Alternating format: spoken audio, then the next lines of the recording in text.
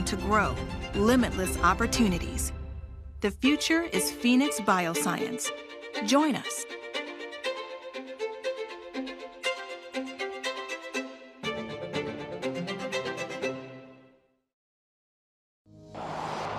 ADOT, connecting Arizona.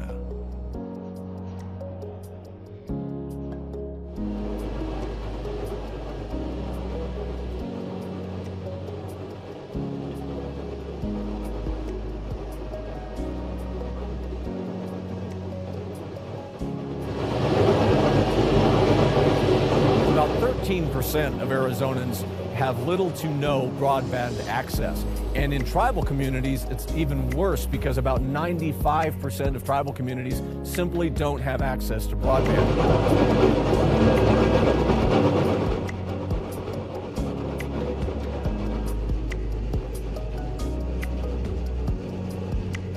Internet service providers will be using this technology that we're putting in the ground so that they can provide a service to the public. A really unique element of this is there will be a smart highway trust fund. And so the users of this infrastructure will pay a fee to ADOT, will go into a trust fund so that the maintenance of this infrastructure is already paid for by the users. ADOT will be installing a fiber line in one of those ducts, then renting out the other ducts. Once we get the microduct installed between pole boxes, what they do is they get into the pole boxes, they fill it full of lubrication, put the fiber in, and they use a large air compressor and shoot it up to the next pole box.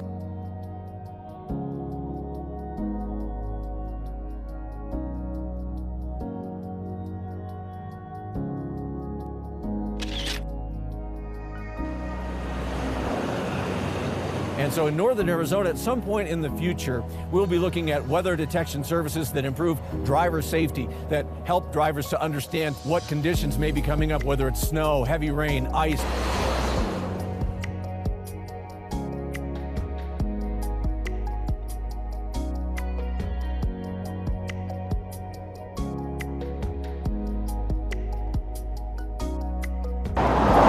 Drivers can expect within areas that we're working to go down to one lane of traffic.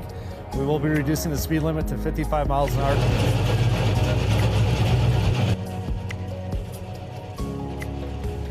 ADOT's mission is connecting Arizona, everyone, everywhere, every day.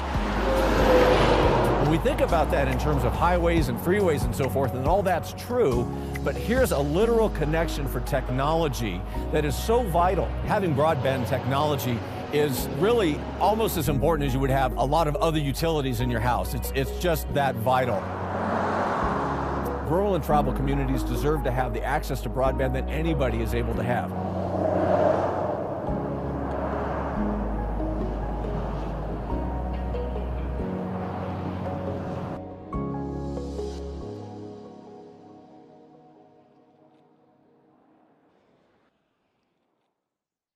How are you doing today? What brings you in today? Today we're here hosting our caseworking hiring event here for the city of Phoenix. Coming for that interview for the caseworker. Our goal is to do on-the-spot hiring to ensure that we can have candidates leave here today with a job offer in hand. Did you apply online?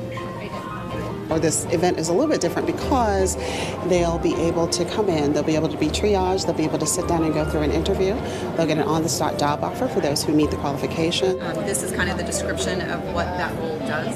I think hiring events like this are great because it helps to target a specific category of employee that we're looking for. We're looking for somebody who's willing to help, somebody who's interested in helping individuals. A caseworker provides resources, services, advocacy. Thank you guys for putting this event together.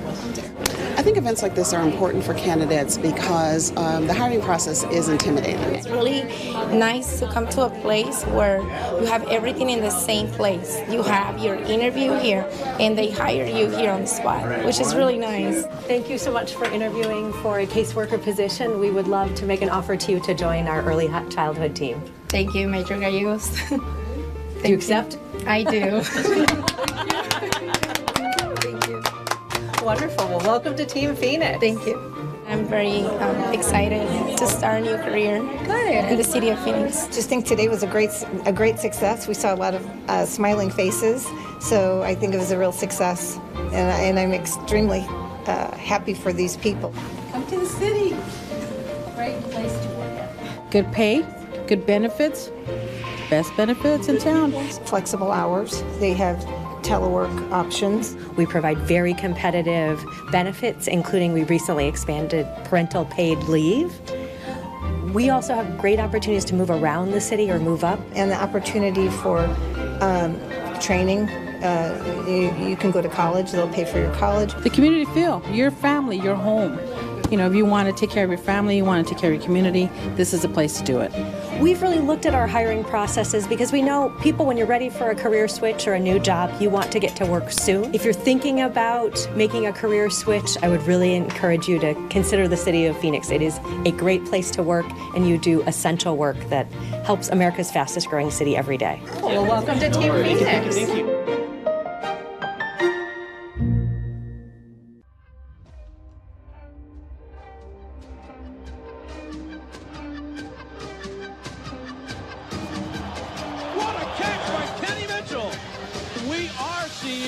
A star born here today. And he's got Mitchell, who breaks a tackle at midfield and sprints to the 40 and to the 30. Watch as Mitchell goes up. Mitchell, touchdown. It'll be his 5th touchdown reception of his career, his first of 1998.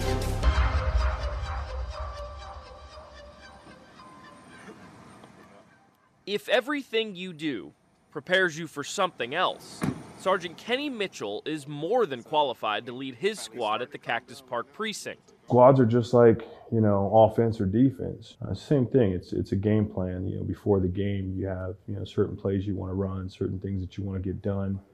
Briefing is kind of something like that. It's like, hey, what is our game plan for this week to keep the public safe?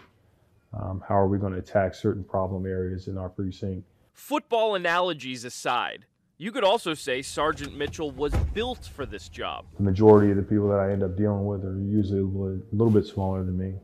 But the guys a little bit smaller? Yeah, all right, I'll stop. And most people I deal with are smaller than me. And his 6'4", 280-pound frame commands respect. Watch how Kenny Mitchell uses his height there. A respect he earned on the field at Arizona State, giving him opportunities with Washington and Philadelphia in the NFL and spots in the XFL and Arena League. New England, Kenny Mitchell. Before an injury ended his pro career. I don't talk about it that much, so a lot of people don't even know that I had a chance to play in the NFL. There is at least one guy who knows, and apparently he found out the hard way. A guy just did a purse snatch, and I ended up picking him up, and he starts taking off running. I went to tackling, and he just kind of disappeared. And then they started talking to the guy and telling him that he just got reeled in by an NFL wide receiver. I didn't tell the guy that. They told him that. He's going! He scores! Kenny Mitchell thrived under the lights. 925, John. Sergeant Kenny Mitchell excels in the dark, while most of us are in bed. When things kind of quiet down, that's the time that 1% bad guy is out there creeping.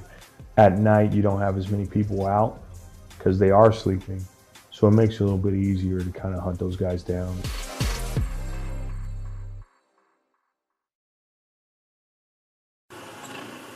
We're the Graffiti Busters. We're out here abating graffiti 7 days a week. Named the Graffiti Busters because we bust graffiti. A lot of us, this is our passion.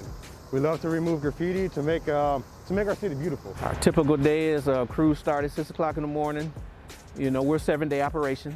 Coming out here, you know, checking our trucks, making sure we have all our supplies that we need. We keep all our paints, roller covers, rollers, anything we need out there is in here. And that's like a miracle remover. Elephant snot, yes, it's great stuff. It is top of the line. Just get our trucks loaded up, go over our list to see where we're going first.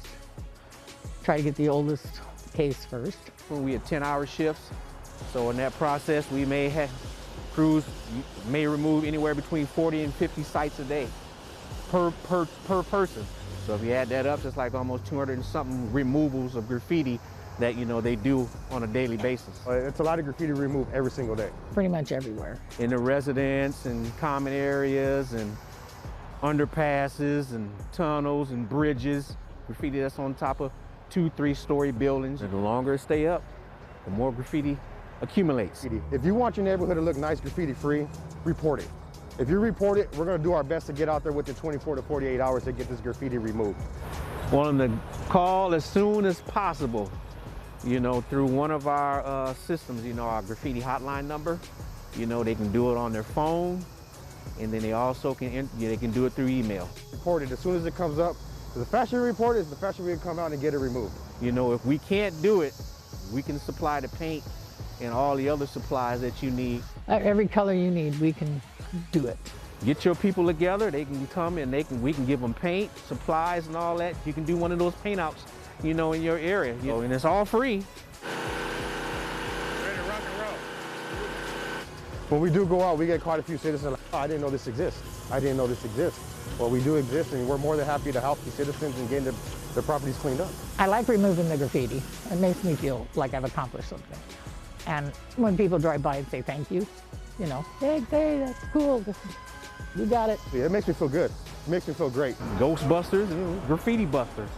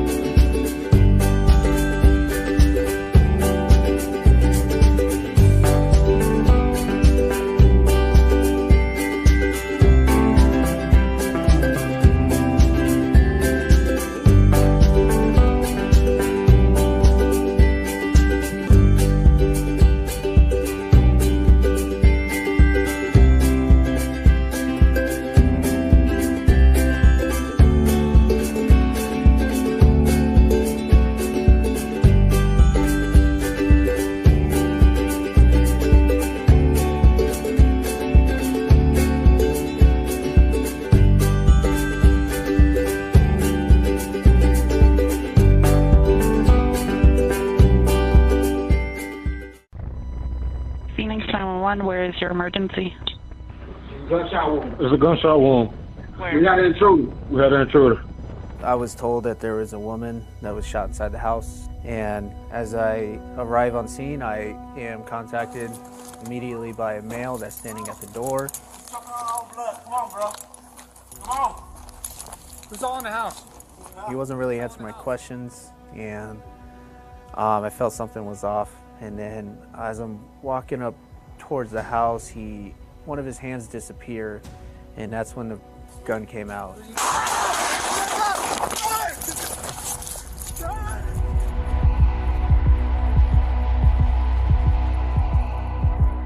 I knew I was hit multiple times, and as I was moving, I was trying to grab my gun, but I realized then that I was shot in the arm, and that my arm was broken because I couldn't move it. Get right here. Get out. I see the red and blue lights, and as I get close to them, I look down and I see blood coming out of my chest, and I was losing blood. I was losing a lot of blood, and I was going in and out of consciousness. Phoenix police officer Austin Peru had been shot 5 times. His right arm shattered, both lungs collapsed, and bleeding heavily. I woke up about 12, 14 hours later. I had a surgery that was able to stop the bleeding in my chest, and I still was getting hit with blood because I needed it, and I was running low for the next few days. They kept hitting me with units of blood. Blood donations from complete strangers, likely saving his life. I'm actually doing really well considering what happened. And it's why nearly a year later, Officer Peru is here at a holiday blood drive for first responders, many of which know the importance firsthand. There is no better way than to donate blood. It's a gift of life. And so you start thinking about Officer Peru and anybody else on our department who's ever been injured or needed blood. When you're facing that traumatic experience, it doesn't matter where that blood came from. It only matters that it's there. This kind of stuff happens every day where people are in desperate need of blood, where it's a life or death situation where if they don't get that blood, they will die. And unfortunately, that was me back in February. But I was able to receive the blood, and luckily people had donated. Otherwise, I wouldn't be here. And it's as simple as that. This stuff saves lives.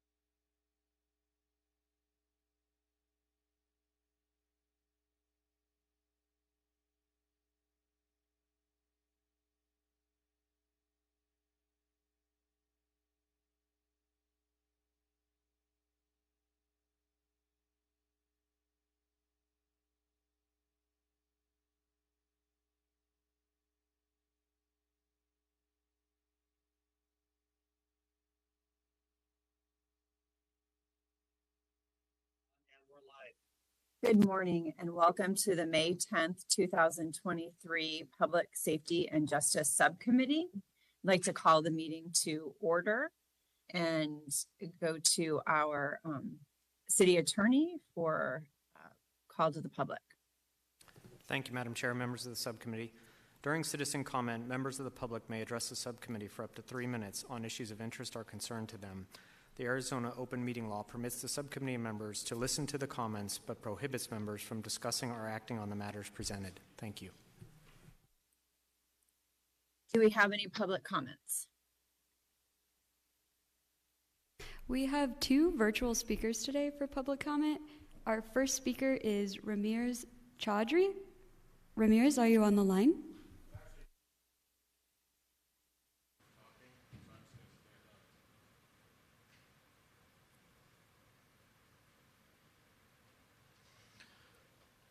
Thank you all for the time. So I put a speech together here today to kind of share an experience that I had in the city here. The vehicles that traverse American roads are of supreme historical and cultural significance in the United States. The cultural effects on the very fabric of America with the advent of the modern day vehicle alongside the development of American roads runs deep. Therefore, there is a deeply and uniquely connected nature of America, her people, and their cars. Cars provide stability to people's lives and can have a significant impact on physical and socioeconomic safety. This is even more true for even more relatively young metro area of Phoenix. Phoenix is a very young city in a young country. While I appreciate the work that you folks do, I know this subcommittee is with public safety, but the city does. Right now, we're not exactly in a great spot when it comes to public transport, but we do appreciate the work. With that said, I'm sure many of us have personal stories regarding one of our cars, road trips, a new car when you get a job, buying your kid a car, and the freedom and life changes that come along with that next step in their lives. The emotional connection to a vehicle for many is similar to that feeling of love and nostalgia we have for our pets. My vehicle was towed illegally per 36144 of Phoenix City Code on April 15th by a company called R&M Towing. I had went to visit my brother at his apartment in Arcadia when I came out to the gut-wrenching surprise that my vehicle was gone. I immediately walked into the main office and asked where my car might be. I was asked if I had backed in, to which I replied yes. The woman in the office informed me that backing into parking spaces was against the policy of the property. I was told I would receive no sympathy from the property manager as a result. Your host should have told you. I have done many things to advocate for myself after my car. A tool of both great cultural and personal significance was stolen from me and held away.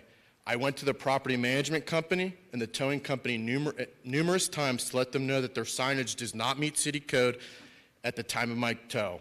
I called many of the city's departments in an effort to get help in what is a clear violation of my rights in the code, and no one could help. I also suffered many abuses of the towing company. I will list some of the violations that this towing company did not comply with. There was no signage indicating the no backing in allowed rule at entrance 1, as required per code. There was no signage indicating the no backing allowed rule at entrance 2, as required per code. The signs that were on the property do not have the code 36-144 listed on the signs as required per code. The signs did not have a disposition of vehicles that do not follow that rule as required per code. For example, vehicle will be towed. There was no indication of that. The signs did not have the monetary penalty as required per code. When I arrived at the tow company facility, I was told that it was cash only and was denied entry into the facility to retrieve my vehicle, which is also against code. I was preparing to leave when I called back and asked. Okay.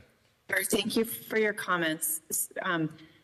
So I just want to finish. I'll just say, I'll wrap it up. I didn't know my time was done.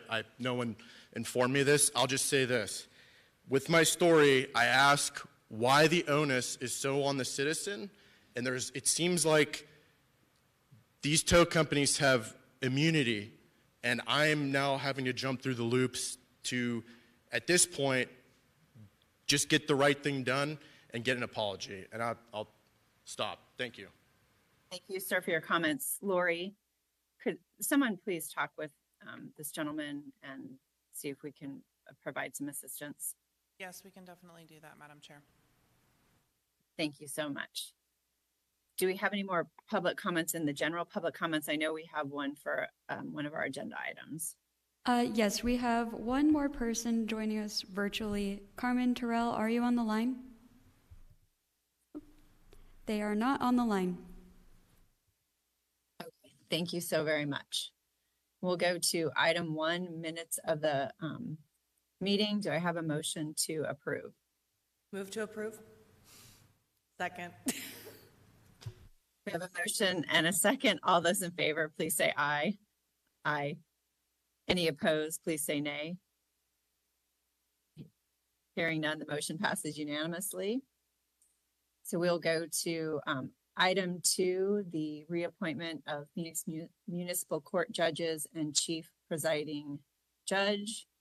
And for that item, I'm sorry, who do we have, Lori, for that item? Madam Chair, it is at your discretion. Judge Taylor and Judge Hudson are both here if you'd like to ask them any questions. Otherwise, you're able to entertain a motion. Is there a motion to reappoint Judge Wilbur Hudson III for a 4-year term? So moved. Second. Do we have a second?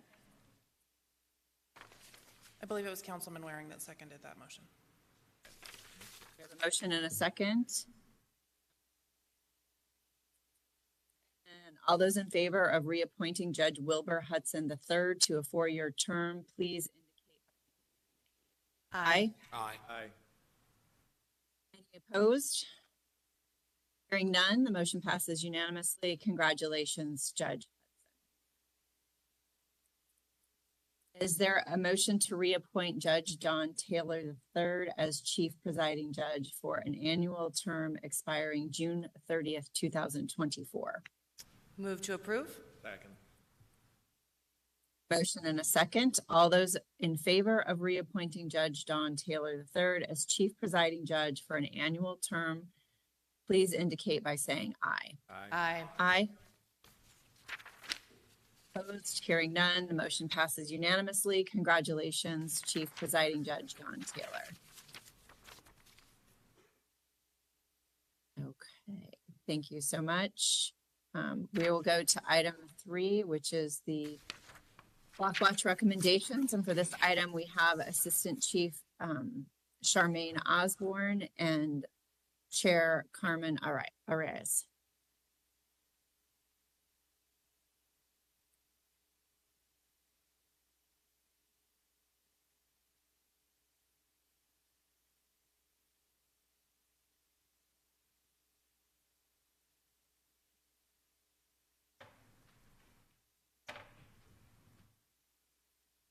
Thank you both for being with us today.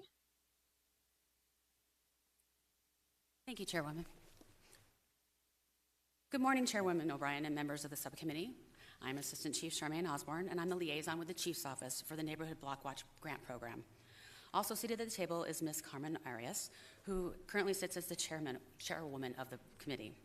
We are here to present information on the most recent grant application process. Sorry.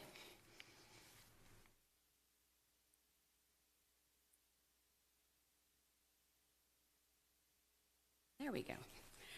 Just a little bit of background for the committee. In October of 1993, voters approved Prop 301, which is known as the Neighborhood Protection Ordinance. The Neighborhood Block Watch Grant Program Oversight Committee was established, and as the bullet point indicates, the group was created to solicit, evaluate, recommend grant proposals for funding by the mayor and council. Council adopted this process in April of 1994. Membership of the Oversight Committee consists of 2 residents from each council district, with the mayor also being able to appoint members. The committee is required to have at least 10 members and no more than 20. The grant program is for enhancing safety, quality of life through the empowerment of the community groups, provide resources to create new and innovative programs and activities that are designed to prevent and reduce crime in their communities.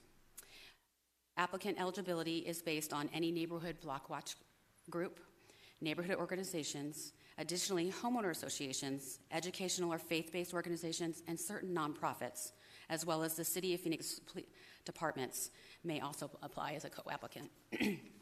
Sorry. The grant process this year began on November 1st and closed on December 5th. Scoring criteria is based on a 10-point scoring system, with 50% of the points going towards crime prevention, quality of life factors, 20% of the scoring going to the applicant's grant budget, 20% of the scoring going to the community involvement with the group, and finally, the committee evaluates the viability and feasibility of the project that they're asking money for, and that's worth 10%. Only applicants that received a score of over 5.25 are moved forward for approval. This year, we had a total of 144 applications received. The board recommended full funding or partial funding for 140 of those applications. The total funds for these applications is $1,646,829. It should be noted that 130 were recommended for full funding, 10 applications were recommended for partial funding, and then there were 4 applications that did not meet the scoring criteria. And just to give you an example, one of the reasons why some of them were reduced were they may have asked for something that was over what the guideline allowed. For an example, if they asked for more money than $500 for a food purchase, that's the maximum allowed, and some of them asked for a little more than that. The Oversight Subcommittee voted unanimously to request that the amount for the grant be increased from $1.5 million to $1.75 million. The fund balance does allow for this increase. With that, we respectfully request that the committee approve 130 applications as they were reviewed, partial funding for 10 applications as they were reviewed, and lastly, that the committee approve an increase of the grant amount. Ms. Arias and I are here for any questions that you may have. So much, Chief Christian. Can you tell us what the fund balance is? Madam Chair, the fund balance is approximately $8 million.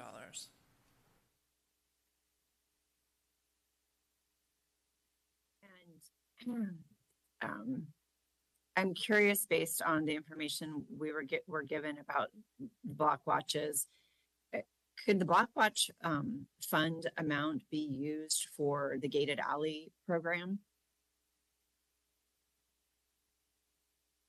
Madam Chair, that is something we'd have to discuss with our legal counsel to be sure. However, on face value, it does appear that it would likely meet the criteria of the block watch ordinance. I certainly would love to learn more about that to see if that's a possibility given the success we've had with the gated alley program and the amount it costs. Do any of the other committee members have questions? I do, Madam Chair.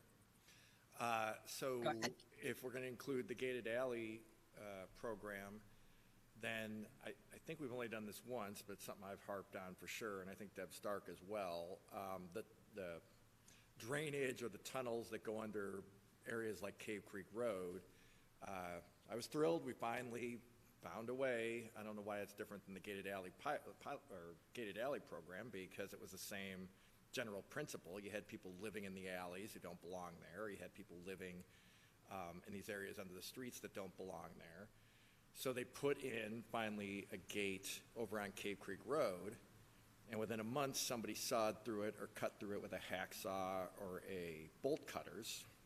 So I guess we're going back to the drawing board on that. But assuming they can find a stronger material that will hold up to the illegality of destroying public property so you can get into some place you're not supposed to be, I'd like to have those, because I've had complaints about a lot of different areas, not just that one. I'd like to have all those areas gated. So if neighborhood, and I guarantee there will be HOAs who will ask for this if they know that that's available. So, Madam Chair, Councilman Waring, members of the subcommittee, that is something that we can research and bring back to you. There are some complexities with those areas as there are flood control issues that we have to make sure, one, ownership of that particular location, but also, is it going to impede flood control activities by putting up a gate? If we can overcome those things, which we have been able to in some instances, then we can explore possibly using these funds for those types of efforts as well. What I would suggest, Madam Chair, if it's agreeable to you, is that we research some additional options of things that we may be able to use some of the Block Watch fund balance for, and bring those back to the subcommittee with some recommendations for you to consider. And Madam Chair, I'd just like to respond to Lori if I could. So these areas tend to get filled up with garbage. That's another complaint because people are living down there who shouldn't be. So if you have a gate that's small enough that people can't get in and that garbage won't go in there, that would be good, but water would still be able to flow through. So I guess I'd have to have an engineer explain to me why putting gates in other areas. We've already done it once, so now I think that cat's kind of out of the bag there. But it'd have to be some pretty fancy engineering to explain why water can't get through a gate that's got slats like this or something, assuming we find something that will hold up to the destructive nature of the people who want to be down there. So, thank you. Absolutely, Councilman, and I think that's a great idea, Lori, for you to check into this and then come back to us with recommendations and what we're legally able to do. Are there any other comments from members? Just one comment, Chairwoman. Yes, first, I honestly just wanted to thank the commander and Carmen for all of your work. It feels like the time moves very quickly for these annual reviews, and I know you put in a lot of hours, so thank you so much for the work that you do. And I think the fact that we have 140 out of 144 applications this time being funded shows that streamlining the review process did make a difference, and it is a much more efficient process, so thank you for that. One small comment I have, which is about the food limit, which I believe is $500, is that correct? I guess my only comment here is my office throws pretty frequent and large community events, and we've noticed that the cost of food has definitely gone up, and so I would just recommend moving forward if that could be increased just to be able to support smaller, more local vendors. As you do this, as I'm sure being able to offer food for crime prevention events is a way to get people in the door for early morning events or evening meetings and such. So just a small technical comment, but thank you so much for the work that you do, and I'm excited that this year we were able to fund so many applications. Thank you. Madam Chair. Vice Mayor. Oh. Yes, ma'am. Sorry, I was just going to comment that when we go through with the Block Watch grant guide, when we meet with your individual districts, we'll make sure that we put that out there for everyone to consider to increase that. Thank you. And I too would like to thank both the chief and chairwoman. I really do appreciate your work and the committee's work. This is no small feat to go through all of those applications and grade them. And I know you all give a lot of time and consideration, very thoughtful consideration to what you review. And you work with those folks to, when they have some glitches in there, to try to get them so that they can be approved and passed. So thank you for all of that work. Do appreciate your leadership there. Do we have a motion to approve the 140 Block Watch grants and increase the amount to 1.75 million? Madam Chair, before you entertain a motion, I would recommend that we go to public comment. Oh, I'm sorry. Thank you, Lori. Yes, we have a public comment on this item. And let's have our Assistant City Attorney, Dave Lavelle, provide the guidance on the public comment, and then we'll have Danielle introduce the first speaker. Okay. Madam Chair, members of the subcommittee, members of the public may speak for up to 2 minutes to comment on agenda items to be discussed. Comments must be related to the agenda item and the action being considered by the subcommittee. The City Council and staff cannot discuss or comment on matters related to pending investigations, claims, or litigation. The City Code requires speakers to present their comments in a respectful and courteous manner. Profane language, threats, or personal attacks on members of the public, council members, or staff are not allowed. A person who violates these rules will lose their opportunity to continue to speak. Thank you. Our first speaker joining us virtually today is Lynn Collins. Lynn, are you on the line? Oh, it looks like Lynn is in person.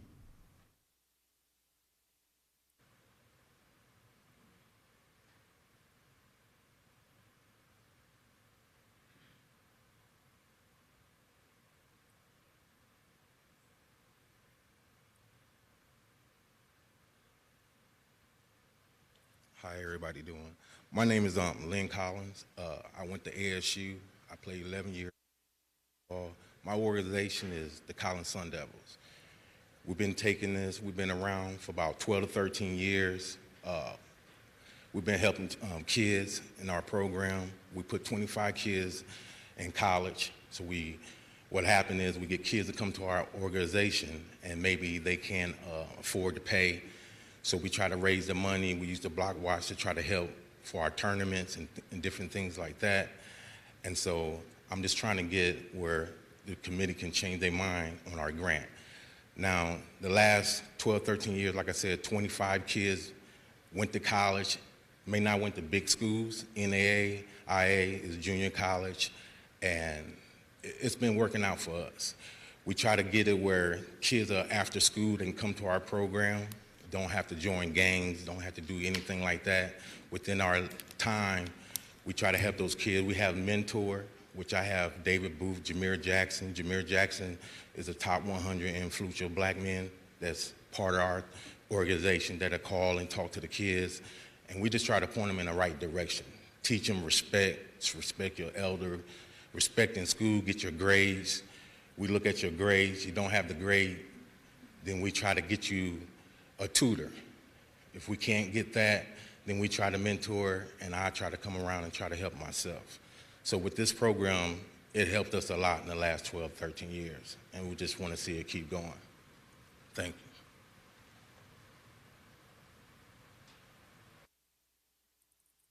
Thank you. Our next speaker joining us in person is Janeth Mayfield.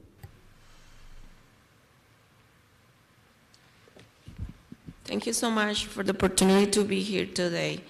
I represent a community in Maryville, basically senior community. Our Black Wash is community leaders in action. Unfortunately, this year we're not allowed to have the grant due to lack of information. And in life we learn if you don't report it, you didn't do it.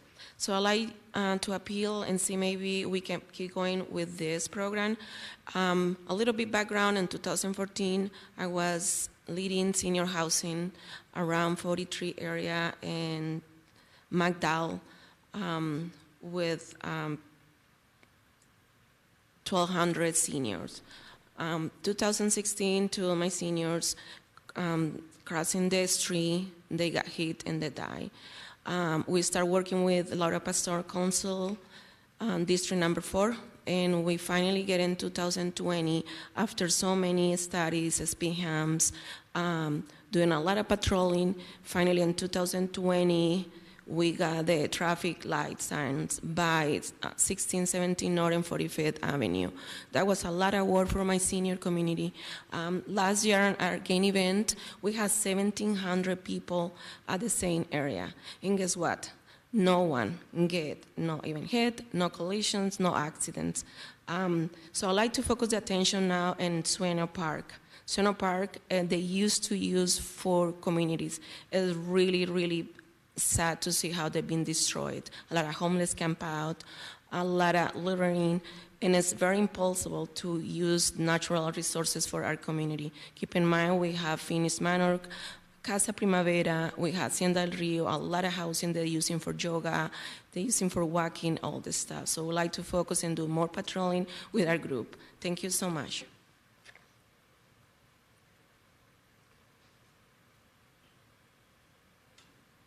Madam Chair, that was our final speaker. Chairwoman? Both. Yes, ma'am. I just have one question for either the commander or staff. Is there at all an appeal process if a group is unhappy with the decision, or a way to seek other sources of funding? They did have an attempt to appeal. Okay. Both of the speakers basically had grants that were denied because they were beyond or below the amount of 5.25 points. Okay. And then I heard about Sueño Parks. I was just wondering if Lori, you could speak to the funding that's proposed in this year's budget for Sueño Park. I believe it's $125,000, if I remember correctly. Madam Chair, Vice Mayor, I apologize. I don't have the exact number on how much is proposed for that, but there is funding proposed to address the needs of Sueño Park in the 23-24 budget, which is moving forward, and the vote for that will be on May 16th. Great, thank you. Are there any other questions or comments? Okay, do we have, and we do have, I have the motion to be, to approve 144 applications and for the amount to be increased to 1.75 million. Move to approve. Second. Motion and a second. All those in favor, please say Madam Chair, aye.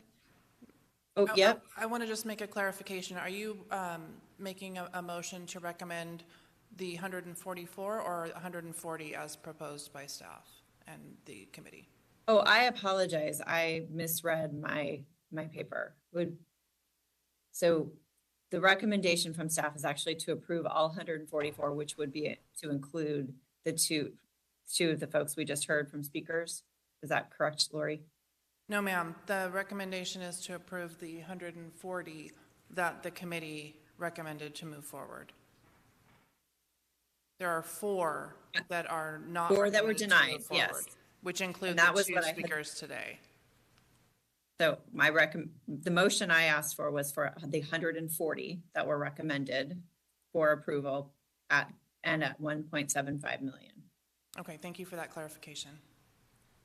I apologize for not speaking more clearly. And that the person, sorry, Vice Mayor, is that what you intended? Yes. Okay. Perfect. As well, Councilman Waring? Yes, that's fine. Okay. All those in favor, please say aye. Aye. Aye. Any opposed, please say nay. Hearing none, the motion passes unanimously. Thank you, Chief and Chairwoman. Our next item is de-escalation training and less lethal program expansion. And for this item, we will hear from Assistant Chief Chapman.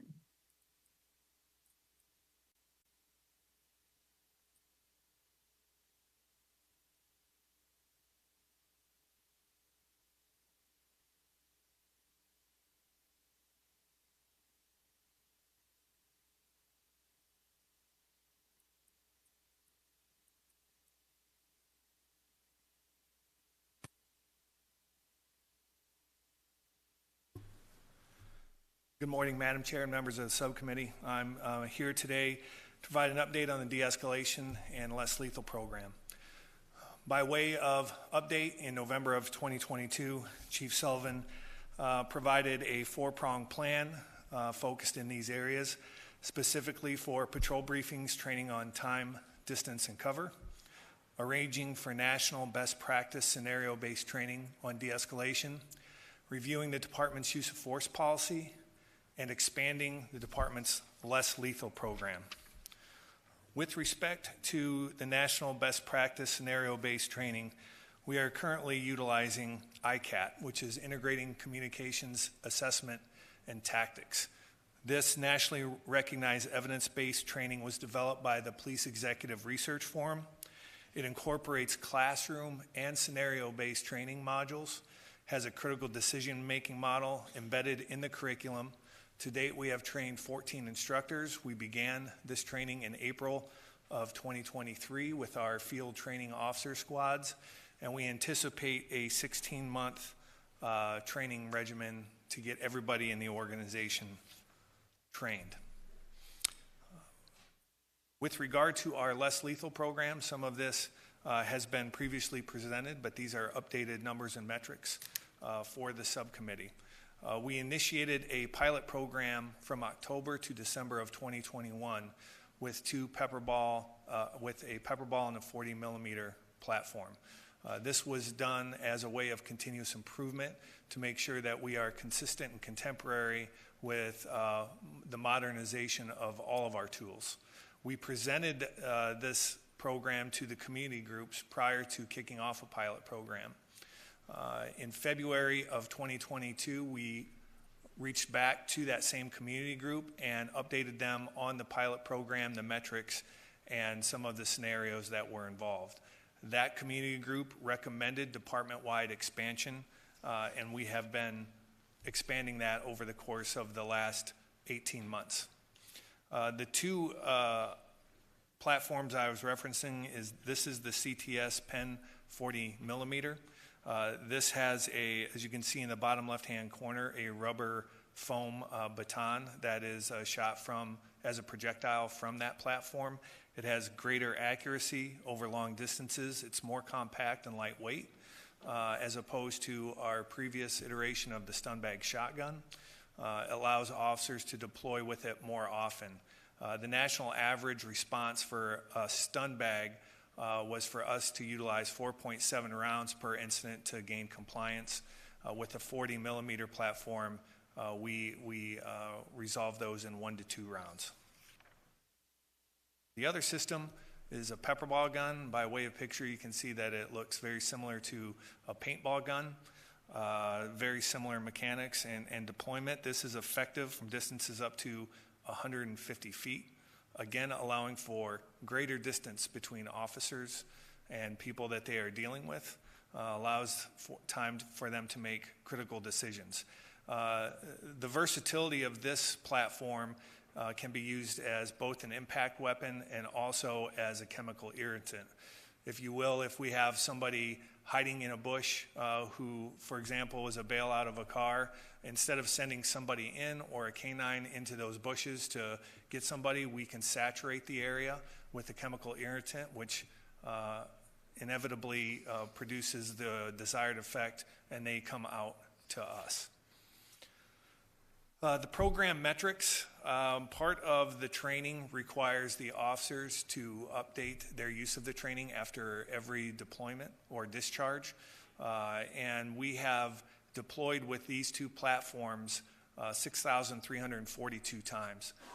The difference, again, between a deployment and a discharge, when we talk about the versatility of these platforms, they can be carried inside the cab of the patrol cars as opposed to the trunk, so they are more accessible, meaning when officers are responding to calls that have violent tendencies, fighting, people armed with weapons, we're able to deploy those immediately onto the scene. And just because we deploy them and get them out of the car does not mean that we are using them. Sometimes they can be a visual deterrent as well.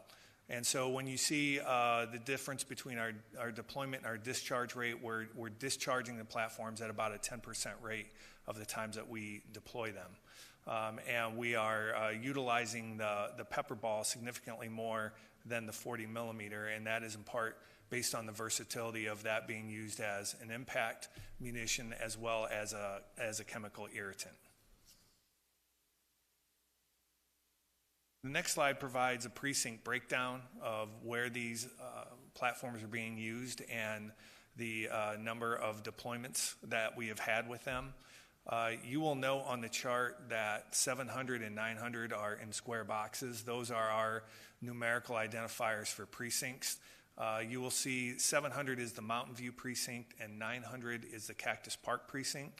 Those are the precincts where we had the pilot program from October to December, and that will explain a little bit why those usages are higher in those, because we had deployed those for 3 or 4 months prior to onboarding the rest.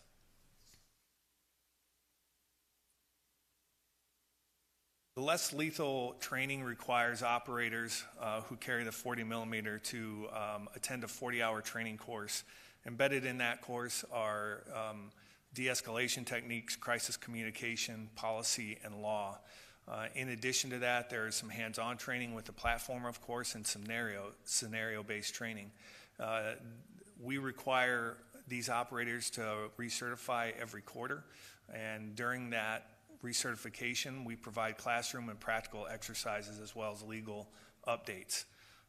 Similarly, the pepper ball training, we require 30 hours, not quite to the extent of 40 hours with a 40 millimeter, again with embedded those same crisis communication, de-escalation techniques, policy and legal. These require biannual recertification and consist of classroom and practical exercises as well.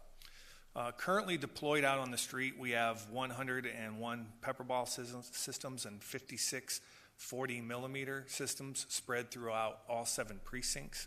In December of last year, the City Council graciously added funds for us to purchase an additional 200 pepper ball systems and 240 millimeter platforms this fiscal year, as well as a total of 400 in the next fiscal year.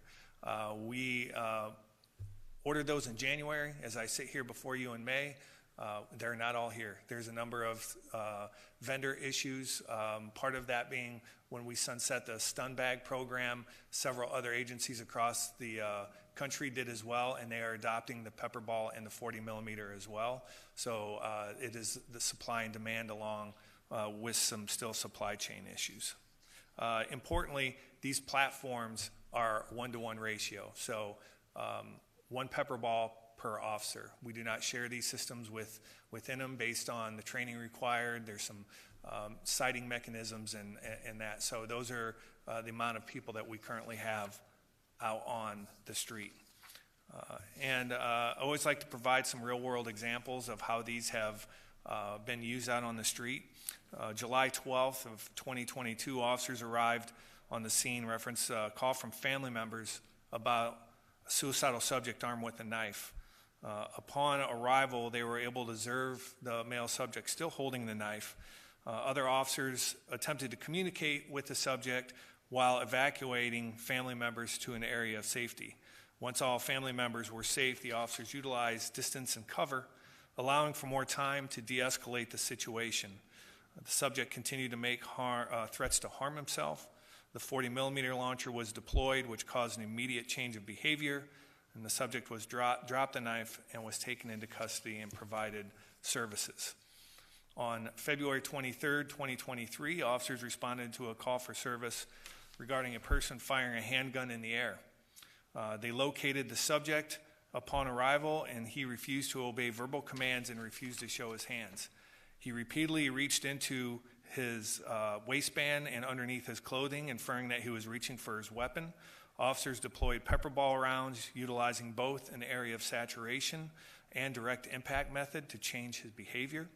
Pepper ball operators were able to create an overwhelming psychological effect, which ultimately led to compliance from the suspect, who was taken into custody and a handgun was located near him. I provide these 2 examples because we have had similar incidents occur in the city of Phoenix that have ended in lethal force encounter. Now, I could probably sit here for the next 20 minutes and talk about other stories similar to this, but these systems are having a real world positive impact on the outcomes that we want to see between police and community, and they are a vital part of our de-escalation process. And with that, I'm happy to take any questions. Thank you so much, Chief. Members, do we have questions?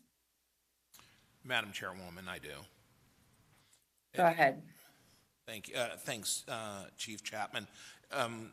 The information you and the organization, Chief Sullivan, you guys need to be applauded for what all you have been doing, heads and shoulders over where we used to be. And I think what you're doing more than anything else is saving lives. But the question I have more than anything else, or maybe it's information you could provide the subcommittee at a later time, but I'd be curious about the community groups that we're presenting this information to, who we're getting the buy-in from. So if it's possible, if you can speak to them now, if not, if you can provide us with some information later on, I would appreciate it. Madam Chair, Councilman Robinson, members of the subcommittee, yes, that committee that we presented the information to were members from the Mountain View precinct, members who lived within that community, and the Cactus Park precinct, as well as representatives from the Chiefs Advisory Board members. So there is a collective, rough numbers, I would think of about 15 to 20 people involved in that initial group that we presented this to, and then we reported back to in February. Okay. And if I could, just as a follow-up, Madam Chair, if I can get some additional information on those people, who they actually are, I think what is important is that we reach out to the folks who sometimes are the most critical of our actions, because if we're not getting them, we're going to still hear the things that, you know, aren't necessarily comfortable for us to hear. And I think it's important for those groups to be involved in the process, because then it just takes away the opportunity for complaint later on. So if I can get that information, I appreciate it. Madam Chair, Councilman Robinson, members of the subcommittee, we'll have that back to you within the week. Chairwoman? Yes, Vice Mayor. Thank you. Thank you so much for the presentation. I echo Councilman Robinson. I think this is great progress. You noted that we have trained 14 instructors thus far. Can you talk a little bit about what the rollout looks like, how many officers those 14 instructors are responsible for training, and when that will take place? Yeah, so with regard to the ICAT training, we cap all those classes with a maximum of 25. And within those 25, we are focusing on the patrol division, because those are our forward-facing first responders. Those 14 instructors, they do not do a one-for-one. There's about 5 of them that teach a 10-hour block, so they teach modules. So those 14 instructors can rotate between different areas or parts of the city to teach.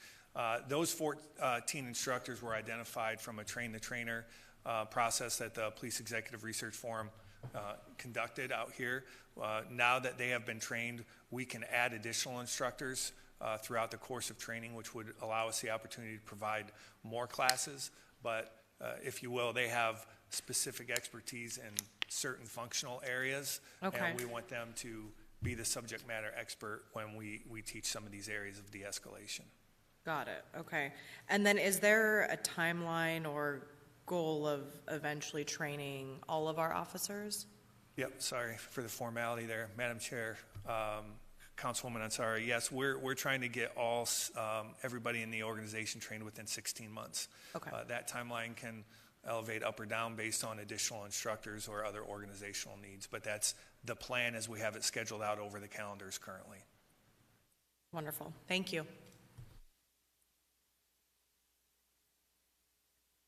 Well, I also want to echo kudos, as I think anytime we can have an alternative way to help our folks in our community is an excellent idea. I also want to, I look forward to hearing about that community input, Chief Chapman, and I agree with Councilman Robinson that we should be informing and getting input from our other community members as we continue to work on this program. With that, thank you very much for today's presentation, and look forward to seeing you in the future.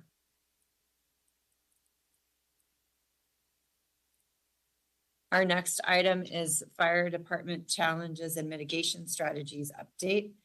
And for that, we will have Chief Mike Duran and Assistant Chief Scott Walker.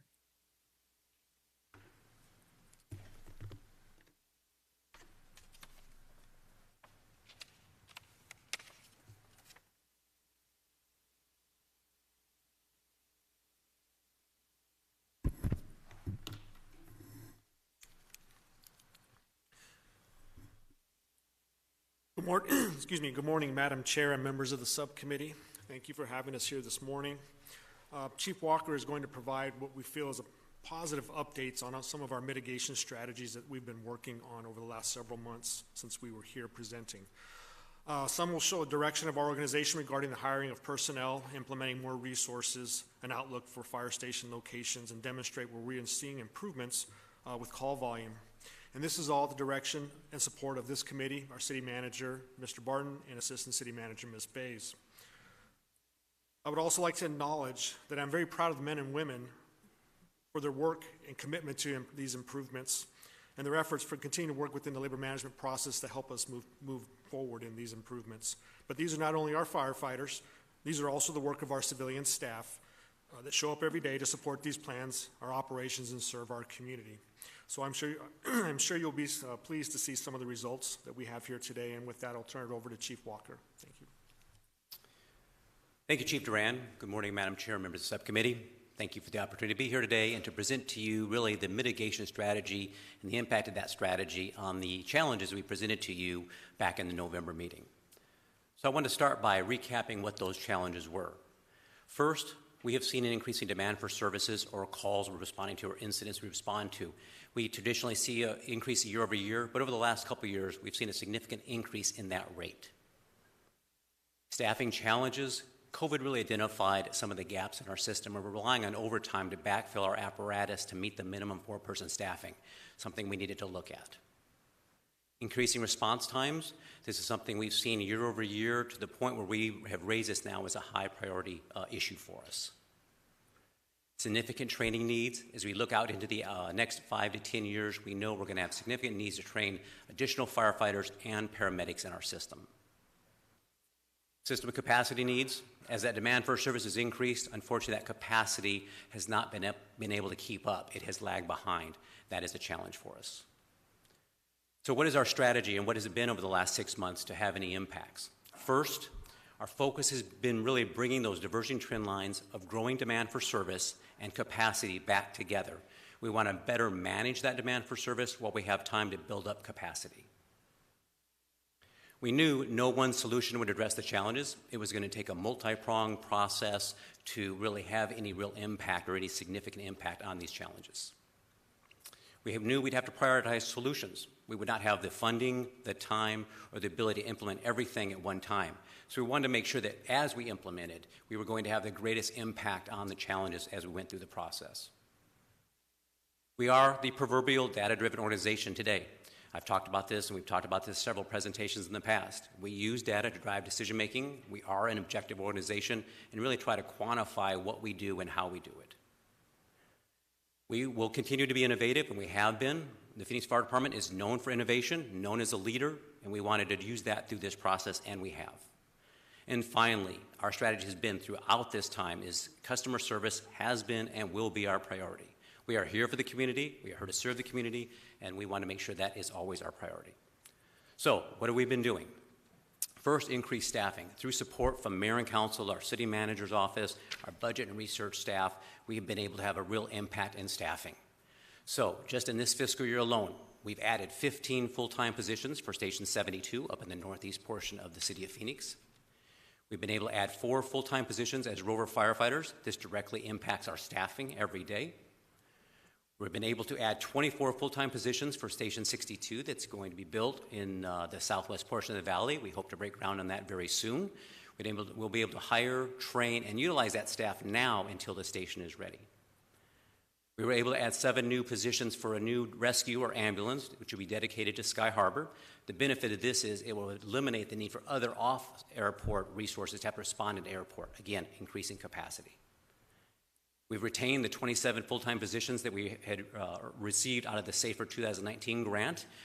That grant has expired, and historically we may have had to trim those positions out of our overall authorized count. We're able to retain those positions. We added 32 new positions from the SAFER 2021 grant. We applied for, with approval by Mayor and Council and City Manager, to apply for it. We received it. Those folks are in the academy today, and will be graduating in just less than 2 weeks and out serving the community, helping us every day. And then in the trial budget that's coming forward and in the process right now, we have, again, 24 full-time positions for Station 74. This is the new station down in the Ahwatukee area at 19th Avenue and Chandler Boulevard. We're excited to see that station come online. We're going to hire and train those folks so we can utilize that staff ahead of the station, and they'll be ready when the station opens. We've also included in the budget 7 full-time positions for a new rescue or ambulance company. This is important. As you'll see later in the slides, this is probably our greatest need right now is our transport capability. This rescue, we don't know where it will be assigned. Again, when it's time to bring it online, we'll use the objective data to make the best decision to where we can realize the most benefit from it. And then we have been given approval, and we have applied for another 32 positions out of the SAFER 22 grant. We have not received word yet back. We anticipate that will come in August, but we're very optimistic about that. And this in total, in really a less than 2-year window, 2 fiscal years, will net us 172 positions. That is significant. That is more than 10% of the sworn staff we had prior to this. That is more staff than many fire departments have in total. So we're having an impact in staffing. Next, training. One of our greatest needs is training, especially as we look at our paramedic needs over the next 5 years. We know we'll need over 400 trained paramedics to keep up with attrition and new units in service. We've really pushed our HR and our training staff and our EMS staff to come up with plans to meet those needs. So on firefighter recruit training, our staff has come up with a plan to have 3 academy classes virtually back-to-back. One class ends on Friday, another class starts on Monday. So in 2023, we will have 3 academy classes. This will produce 145 new Phoenix firefighter recruits. 2024, we have the same schedule planned based on the SAFER, based on the budget that we're bringing forward, and that will net us 106 new Phoenix firefighter recruits. Something I'd like to point out is we are trying to minimize those vacant positions. So we are actually planning attrition through the academy. So when academy graduates, we're at a net 0 or maybe 1 or 2 above our staffing needs. That allows us to not fall behind during the academy. Then on the paramedic needs, again, very significant need here. We pushed our EMS staff to really come up with a plan. So a paramedic training class takes about 7 months, so you can see there's about a month overlap in any 12-month period. So in 2022, they were able to train 2 paramedic classes and netted us about 70 new paramedics in the system. 2023, we have the same plan, and we anticipate 70 paramedics this year as well. And then 24, 25, 26, we'll continue this. Our goal is 80, about 40 paramedics per class. Sometimes we don't get the full 40 in the class. Sometimes we just don't see the number, but we're going to be optimistic to see 80 next year in 2024. And then we're also excited to talk about our collaboration with Phoenix College. They have a paramedic program as well. It's designed for folks to go on their days off. Sometimes that works better for people's lifestyle or family needs or other challenges. Very proud of our members that are willing to go on their days off to this program. I think that says volumes about our people. And we were able to support that program and support those folks. And out of that program, we received 20 paramedics in 2022. Now in 2023, we're only looking to gain 2, but that's because that program overlaps multiple semesters. So we'll see more people go in the fall, and we'll net those numbers in the spring of 2024. So in total, that is a significant amount of new paramedics. This does put us on a path to meet the needs over the next 4 to 5 years that we have identified. So innovation, I mentioned how we are an innovative department and will continue to be, and we knew we need to bring innovation to this challenge as well. Innovation is simply doing things better, finding a more effective way. It may be through technology, it may be through doing things differently. So much like the Phoenix Police Department did and worked with ASU to identify how they were dispatching or sending officers on calls and was there a better way of doing that, we've done the same thing in our nature code revision. Nature codes are how we send units to incidents. And so we're looking at those. Many of those have not changed since I, myself, or Chief Duran have been on the job. As we knew it was time to look at that and really challenge ourselves. Is there a better way of doing it? And I can tell you we found opportunities in this area. For example, in our check welfare nature code, this is oftentimes, with the advent of cell phones, we'll get people drive by something, see something, call 911. In the past, we had a luxury to send a crew out to really investigate, if you would. What we found is the data demonstrated that about 98% of the time, those were not really netting us a real incident where someone was really in need of fire emergency resources. So by asking a few more questions, by changing how we dispatch, we've seen a 90% reduction in those dispatches. To give you context on that, that's about, we generally would have about 350 per month. We're seeing about 30 per month now. So if you extrapolate that out, that's almost 4,000 calls per year. That equals one very busy engine company in our system. I believe as we go through this process, and we're being very conservative, very cautious, we don't want to negatively impact the community or service delivery in any way, but we do believe as we do this, we could see a reduction in 15,000 to 20,000 calls every year by just making smarter choices. The telehealth 911 call diversion program, again, something that we have been an early adopter and really drove this across the country. So this is where a 911 caller calls our dispatch center. We can ask a few questions based on their needs that they're presenting to us, and based on their capacity and willingness to maybe do a telehealth consult, we can divert that caller to a medical provider right then and there. Oftentimes, for example, the person may just need a prescription filled or a prescription. Well, instead of sending a fire truck and then an ambulance to transport to the hospital, for that hospital ER to then connect them to a doctor, we can make that happen in minutes. So we're very excited about this. Again, we're being conservative, but we want to make sure we're making good choices. And to date, we've transferred 163 callers to a telehealth provider and got that person really in contact with the right resource for them at the time. Modification of peak time units. Again, this is trying to make better decisions. So our peak time units are generally our ambulance or rescues. Historically, they've worked about 10-hour days, and they were designed to hit the peaks of our call volume. Well, the reality is we're busy pretty much 24 hours a day. So working within our current budget, we've extended those hours to 12 hours. And so by having a day and a nighttime unit, we're providing 24-hour coverage across the system now with those peak time units, all within our current budget. Our ladder company ALS conversion, again, very proud of this. This started under Chief Cockburn and has continued under Chief Duran. This is where we're converting our frontline ladder companies to advanced life support, meaning they'll now have 2 paramedics. Historically, they've been basic life support. So when they arrived, they were limited in the care they could provide, and we'd have to have a secondary response by another unit. So what this does is provides quicker, higher level of care to that caller, to that patient, and reduces the need for a secondary response, again, increasing overall capacity in the system. So we have 14 ladder companies, 42 shifts, we're looking at 3 shifts per ladder, 42 shifts. We've converted 36 to date and have a plan to convert the remaining 6 over the next approximate year. Our community assistance program, again, with significant support from Mayor and Council, we've been able to expand that program, and we believe this is really going to fill a gap for us as well.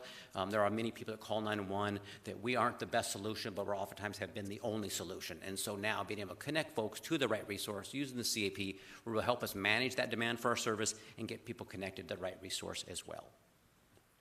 So that's how we're managing calls for service better. How we increase capacity? Well, again, through significant support of Mayor, Council, and City Manager's Office, we've been able to make real impacts here as well. So Station 62 down in the southwest portion of the valley, that station, we're very excited about constructing that and starting that hopefully by June, July, and seeing that come online in late 24, early 25. That station will open with an engine and a rescue company. Station 74 in the Chandler area, as I mentioned, again, would be in that online for construction. Hopefully we'll see that open up in the spring or early 2025 as well. We're trying to fast track that for that community. That will open with an engine and a rescue company, and that's going to add a real benefit to the Ahwatukee area. Now that will have 4 fire stations, 4 engines, a ladder, 3 rescues, and a battalion chief. That completes what we call the NFPA firefighting force down there. That area will be able to manage their incident down there. That is a real gain in the system for us and for that community. And then with the GEO-Bond program that we've all been working on so hard for so long, and now we'll be going to the voters in November, we have Fire Station 7, so this will be in the Sunny Slope area. This will be a new Station 7, a larger Station 7, allow for a second engine, second rescue, and we'll retain the existing building for the CAP program. Station 13, our oldest station, down around 48th Street in Thomas. Again, a new Station 13, bigger, will allow for a second engine, second rescue. We'll retain the existing station for this CAP program as well. And then Station 15 in the Maryville area, again, a new, bigger Station 15, second engine, second rescue, and we'll retain that building for the CAP. And then finally, in the northwest portion of the valley, we're excited about Station 51 up by the TSMC chip plant. So this is going to be what we call a hub station. This will open with an engine, a ladder, a rescue, battalion chief, and a hazmat component. So significantly increasing our capacity in that northwest portion as well. So if you look at this, this is, because we've already going to hire for 74 and 62, this is another 118 positions we'll be bringing online. So we're talking about in a 6-year window, bringing on about 300 new positions and 6 new fire stations, 6 engines, a ladder, battalion chief, and 6 rescues. That's a small fire department across this country, I can tell you. So that is a significant impact. So what are the impacts of these efforts as I close up here? So first, our response times are improving. As we look at our engines, they have stabilized, and I'm looking at 2023 compared to 2022 numbers. So engines have stabilized, and I believe these efforts will start to see those trend down. Our ladder companies have decreased in response time, so that's where we want them to go down. Our heavy rescues or squads have decreased in the response times. Now, unfortunately, our rescues, our ambulance have went up in response times, but this is more due to increased in really activity and transports. We've seen about a 25% increase compared to last year on the number of transports. The city's growing, and so part of this really puts pressure on those ambulance and the transport capability. So they have went up, but that is why, as I mentioned in this budget, we have Rescue 19, dedicated to the airport, will help with capacity. We also have presented in this budget you're working on now for a new rescue company in next fiscal year. Forced overtime is reduced. As I mentioned, we learned during COVID some of the challenges with our model. We had to force folks to come back to work on their days off to keep trucks in service. The commitment of Chief Duran has been our frontline units would remain in service. Our folks, we worked them hard, they stepped up, but we realized we can only push people so far. Fortunately, we have been able to reduce that demand with the staffing we've gained. And then additional emergency response units in service. I mentioned adding the hours to the part-time rescues. We were able to add a new medical response vehicle dedicated to the zone, the downtown area, helping to serve that community. And then we have Engine 72 going on service May 22nd up in the northeast portion of the city of Phoenix. So overall, these efforts are improving service delivery to our community. Response times are improving, capacity is increasing, advanced life support is getting quicker with our ladder companies now being converted to advanced life support units to the community. And we're not done here. Our efforts will continue, and we will continue to seek the best ways of doing things, challenge our status quo, making sure that when we come back to you and ask for more, you can be confident that what you've given to us and our community has given to us, we are using it fiscally responsible and effectively and as efficiently as possible. So with that, that does conclude the presentation. We're happy to answer any questions. Thank you, Chief. Do appreciate that. Members, do you have questions? Just some comments. Vice Mayor?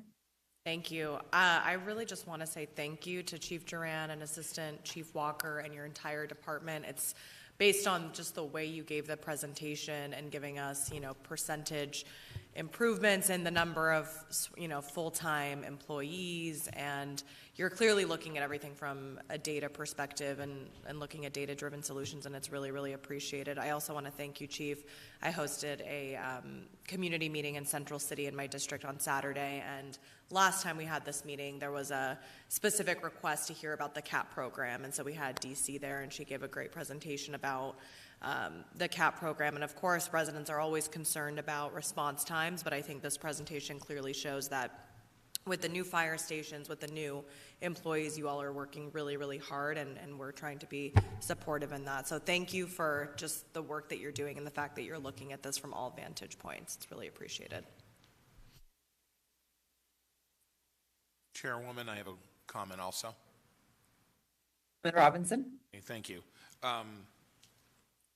There's not a whole lot more to say with regard to how well you guys are doing, and I echo Councilwoman Ansari, or Vice Mayor Ansari's comments about the fire department. You guys are doing a terrific job. The question I have, looking at the amount of paramedics you're training and such, I know it's a dangerous job throughout your entire service, but paramedics are also exposed to that liability on decisions that they make. Can you speak to the training that they're receiving, or is there additional training? What are we doing to protect them even more so? Because they're being asked to make some, decisions, some medical decisions that get questioned, get second-guessed later on. Is there something you can say to that? What are we doing to protect our folks is what I'm getting at more than anything else. Madam Chair, Councilmember Robinson, thank you for the question. So yes, this is certainly for us as a fire department a concern. We want to make sure we're providing our staff all the information that they need to go out and do their job, do it well, and be protected. So we have a continuing education program through our EMS department. We are an accredited EMS department.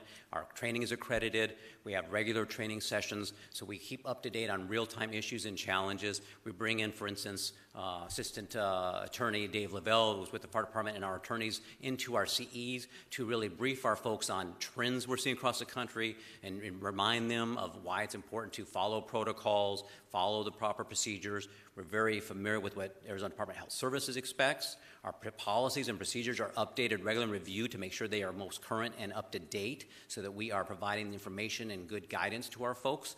So we have a continuing education program that reviews charts and makes sure, are we missing anything? Can we help inform our folks better? And then we use that as part of our process to educate and train. So it is really a 365-degree process, closed loop, evaluate, reinforce the message, and then evaluate again. And thank you very much. And Chairwoman, if I could, just a secondary question, not sort of along the same lines, and it's more about protecting our folks, and I know you guys do that. I know firefighters are exposed to a variety of ailments, things that we find out after the fact. Can you speak to what we're doing now? And I may be getting out over my skis because I know there's probably an RFP out for some additional things that we want to do as an organization, specifically for the fire department. But can you speak to I think what I'm trying to say more than anything else is, what are we doing to really look after our folks from a medical standpoint? Because you guys are exposed to things that, we don't know what you're being exposed to until well after the fact. Is there something you can say to that? Madam Chair, Councilmember Robinson, thank you for that question. Yes, that firefighter safety, safety of the community is the utmost important for us, right? Our programs are focused around, and we have many programs focused around our firefighters internally and how we take care of our members. They're our greatest asset, and also they, obviously, for us to perform our duties in serving the community, we must take care of them. We have many programs focused around our members in regards to cancer prevention, information. We have, which we work with Vincier Cancer Center, that our folks do get annual cancer screenings if they choose to. We also have our internal health center, which does annual physicals for our firefighters, so they do annual checkups for them, not only for our department, but we have a few other departments across the valley that we serve as well. There are many programs that we have put in place. Chief Walker oversees our resource management logistics section, which we have some of the best turnouts that are provided throughout the country right now. We work with our vendors on. We have some of the best SCBA, self-contained breathing apparatus, that we provide for our members. We look at ways to be innovative with our equipment, our trucks, on how we have the clean cab concepts that protect our members from those exposures. We implement procedures that protect our members from bringing turnouts in the trucks. We get them cleaned after a fire. They get 2 sets of turnouts. So there are many programs that are focused around our members and how we protect them. Obviously, from the preventative side, and how we look at in ways of reducing risk to our members, and we'll talk about this here in the future at this subcommittee, is our outside combustible storage programs and ways that we work with our inspectors work out there to prevent these type of incidents and fires from happening, because what we do know is that prolonged exposure to firefighters on these major incidents are significant for our firefighters. So many facets of how we as an organization look at that and try to take care of our members and the community. Okay, thank you for that. Thank you, Madam Chair.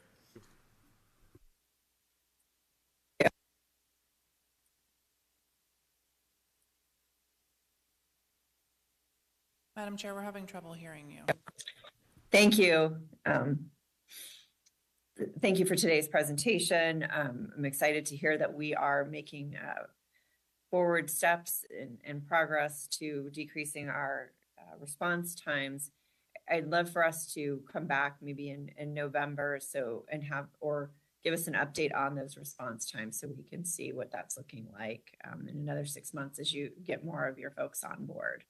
So appreciate today's presentation and all the hard work you're doing. Thank you. Thank you. We'll go now to Park Security Update. And for that, we have Parks and Recreation Director Cynthia Aguilar.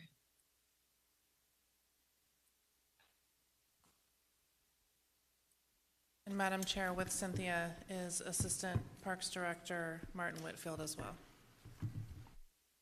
Well, thank you for joining us today.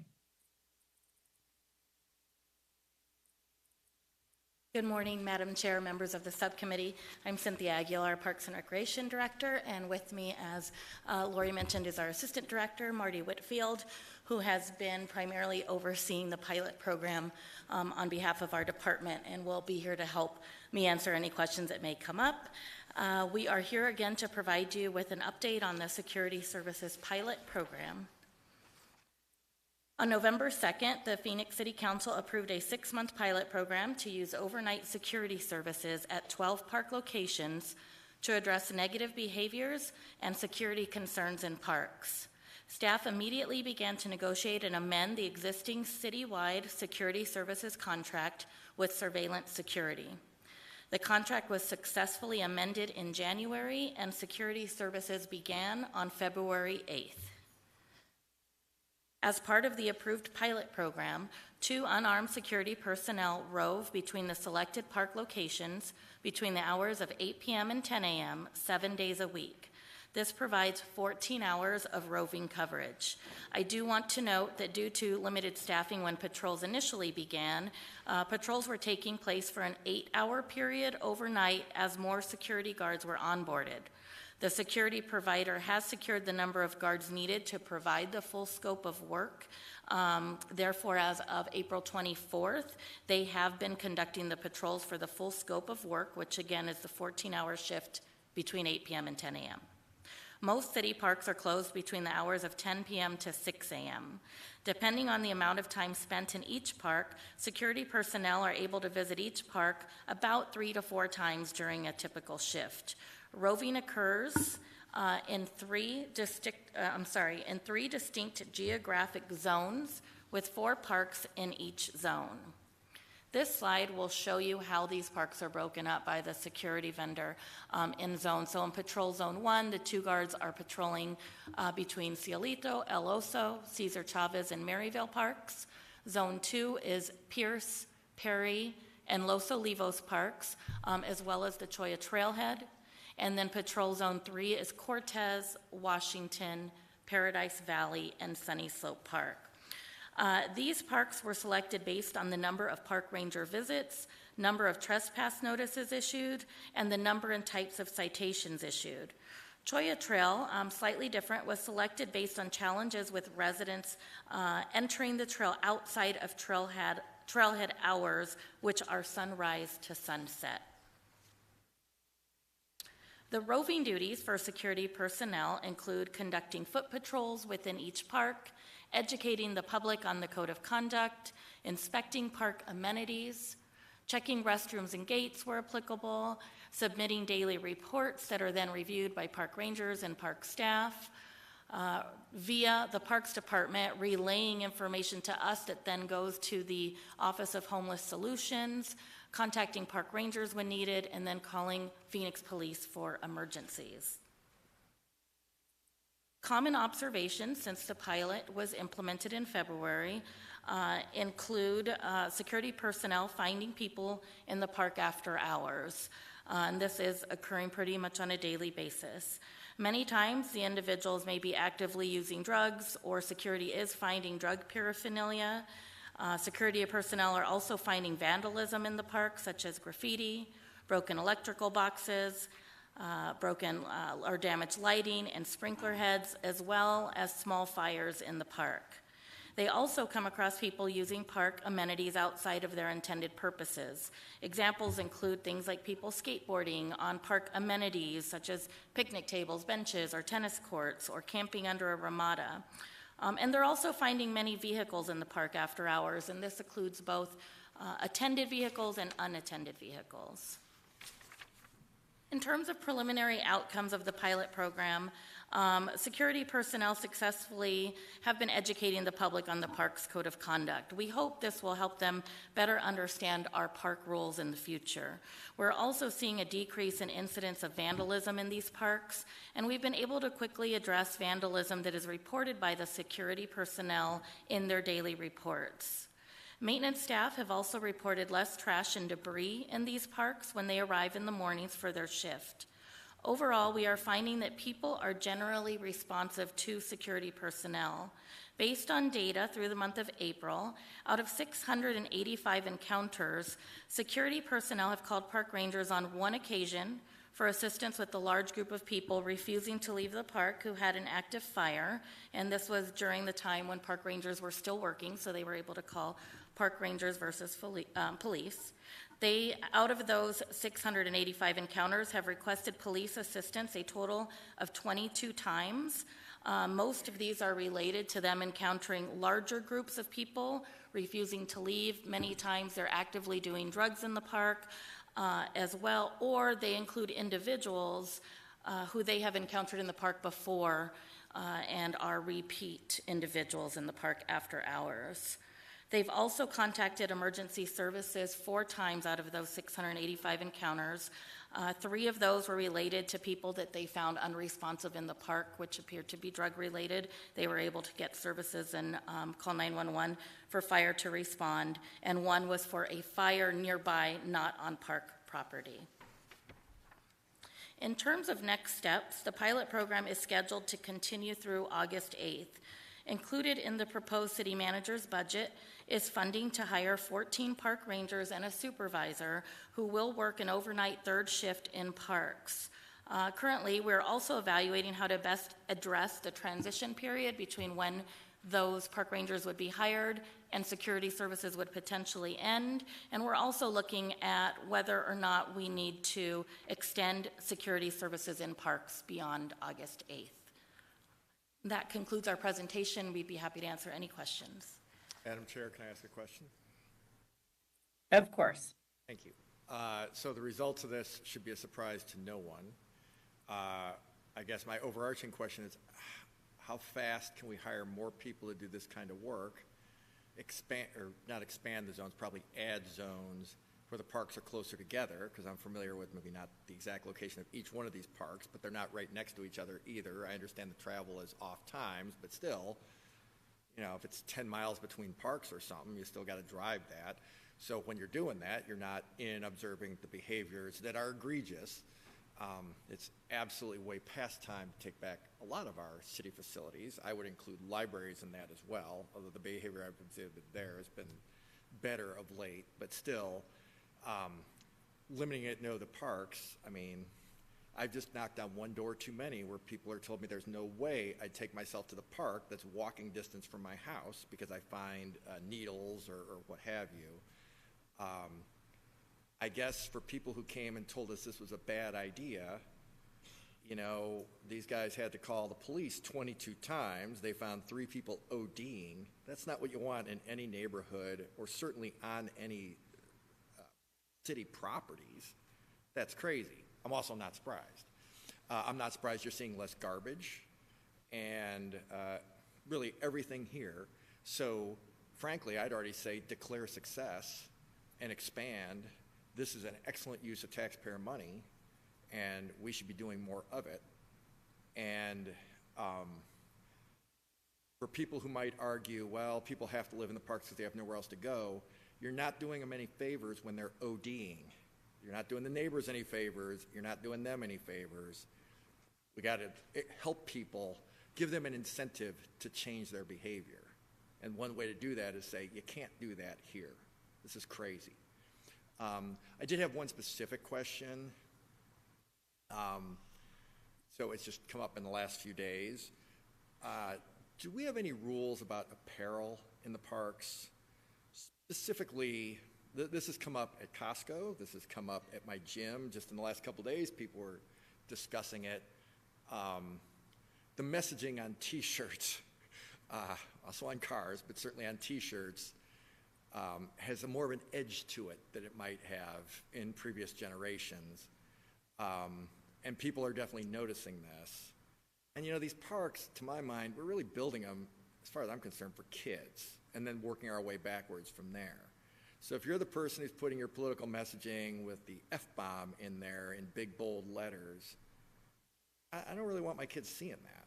And if that becomes prevalent, I'm not going to want to take my kids to places where I see that. And like I said, I mentioned one establishment, 2, I guess, really. And the past couple of days, people, for some reason, thinking I could do something about how people are dressing at the gym. Do we do anything about that? And I get the First Amendment, so, you know, there's 6 of one, half dozen the other. But that is also the kind of thing that could easily deter people from going to a park when they see that kind of stuff. So what are we doing about that, if anything? Sure, Madam Chair, Councilman Waring. The Parks Department does have a code of conduct, and in our parks, it might look slightly different than it might be in our facilities, where we in our facilities may say wear a shirt at all times. That may not be applicable in the park due to different activities that may be taking place in the park. But as far as aggressive or harassing, you know, type of behavior, that would be against the rules and the Parks Code of Conduct. And that is something that we could enforce in terms of warnings and, if needed, trespass notices as a way to handle those kinds of situations. And I get that, if, you know, people would play shirts and skins basketball or something. I get that, you know, you might be playing tennis and you take off your shirt, and that wouldn't be the same as at a library or something. So that's not exactly what I meant. It was more like how much you're getting in other people's space with what you're doing. So. Yes, Councilman, that is something that under our Code of Conduct and park rules we could certainly address. Okay, thank you. Chairwoman? Yes, Vice Mayor. One question, of the 600 vehicles that were found in parking lots after hours and addressed during patrol, what were the common threads of issues there? Madam Chair, Vice Mayor Ansari, in looking through the reports, it was a variety of things. There may have been individuals simply in their car listening to music in the park after hours. There may have been teenagers, in the car hanging out, also socializing after hours. They have found people doing drugs in the cars after hours. So it's been a variety of those three preliminary types of behaviors that we're seeing. We're also seeing people not with cars, but in the park after hours with their unattended vehicles. Got it. Okay.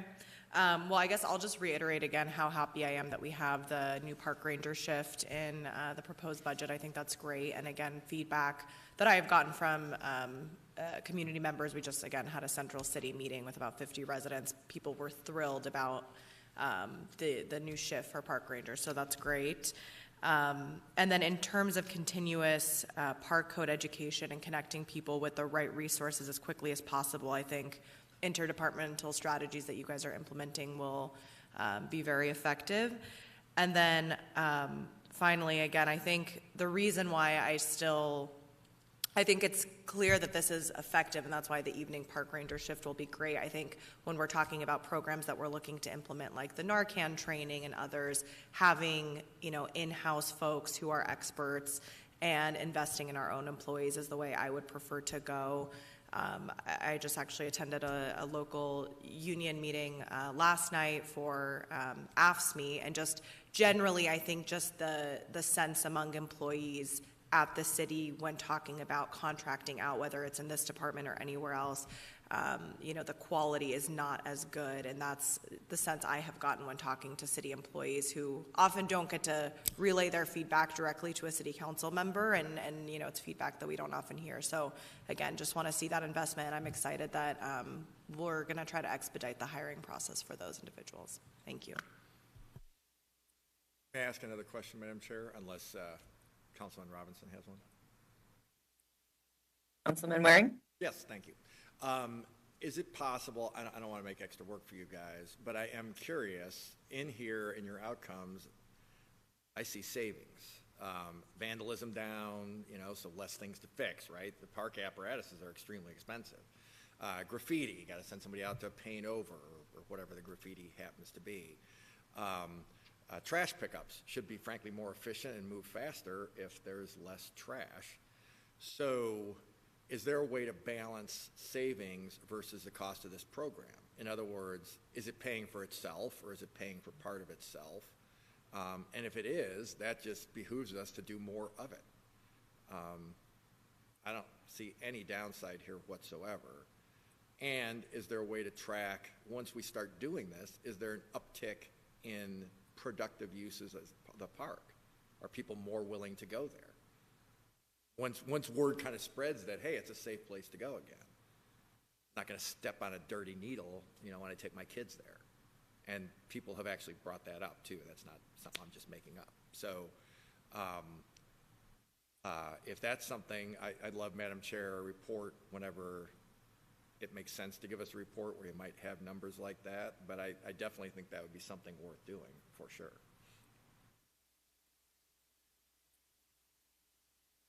Thank you, Councilman Waring.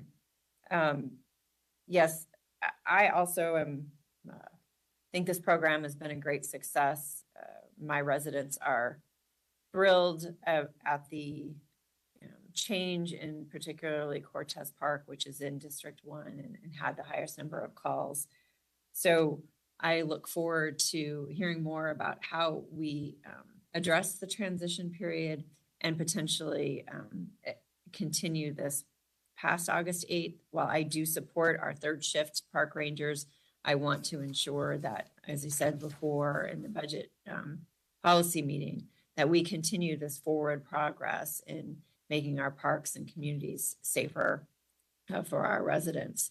So is it possible to, Lori and Cynthia, to hear back from you guys at our June PSJ meeting on maybe what that transition plan is going to look like? Yes, Madam Chair, we can bring something back in June that can propose how we move forward through the transition both hiring the park rangers that are proposed in the budget, assuming that moves forward, as well as a proposal for potentially continuing security services to augment the services that the park rangers provide. Okay, wonderful. If there aren't any other questions or comments, then we had for information and only our monthly police hiring, recruitment, and attrition report. Are there any questions on that?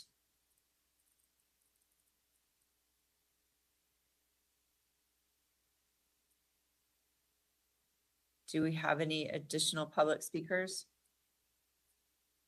We do not. Hey, do we have any agenda requests? Yeah, Madam Chair, I would like maybe a report from police on what we're doing about, I don't know how to frame it, speeding. You know, how many people do we have out monitoring this? What techniques have we found that's effective? I know we don't have very many. I think last I heard we had 34 dedicated motor officers for the 5,000 miles. But that's something that comes up. Actually, strangely, I think it's actually improved some. I drive all the time, so it seems like since COVID it's eased off a little bit, but certainly it's something I think you know, residents might be interested in. And as we try to build back our force, what is the plan going forward? I think there is one, so maybe an update about how that's going would be great. Certainly, we will add that to the list of items. Councilman Waring, I couldn't agree more. Along with speeding issues, I think that I am hearing more and more about red light runners and how scary that is for some of our residents. So be happy to have that come to us in probably the fall. Any other agenda requests? Yes, I have one. Vice Mayor?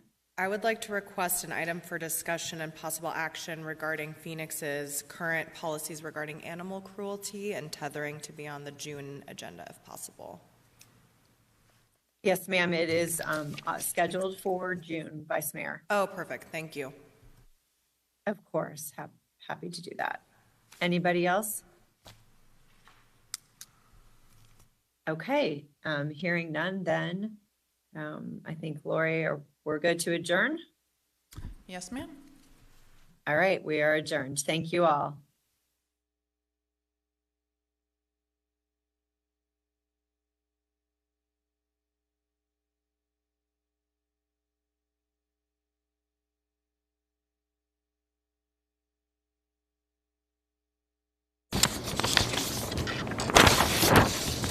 Today, we are celebrating and hitting the ground running with the recent $700,000